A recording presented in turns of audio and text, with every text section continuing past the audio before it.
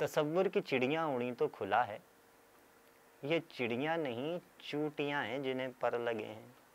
یہ چمگادڑے ہیں جنہیں خواب میں رہنے والوں کے جلتے الاؤ سے شکوہ نہیں بلکہ بھٹکے ہوئے ایک شعلے سے ہے۔ اب اگر میں بھی ان سارے رنگوں کا بھٹکی ہوئی روشنی کی زبان میں کروں ترجمہ جو اندھیرے میں پیدا ہوئے ہیں، تو تم مجھ سے چمگادڑوں کی طرح کوئی شکوہ نہ کرنا۔ میں کہہ تو رہا ہوں کہ رنگوں کی تجرید سے روشنی کو کوئی ایسا خطرہ نہیں ہے کہ تم اس کے ہونے کا انکار کر دو جو اب تک تمہارے تصور کے اظہار کی ترجمانی پہ معمور ہے، وہ تصور جو دوران پرواز کھڑکی سے ٹکرا کے حشرات میں آ گیا سخت مجبور ہے۔ اس لیے اب اگر تم کو کیڑے سے تتلی نکلتی نظر آئے تو تم مناظر کو ریوائنڈ کر کے پرکھنا،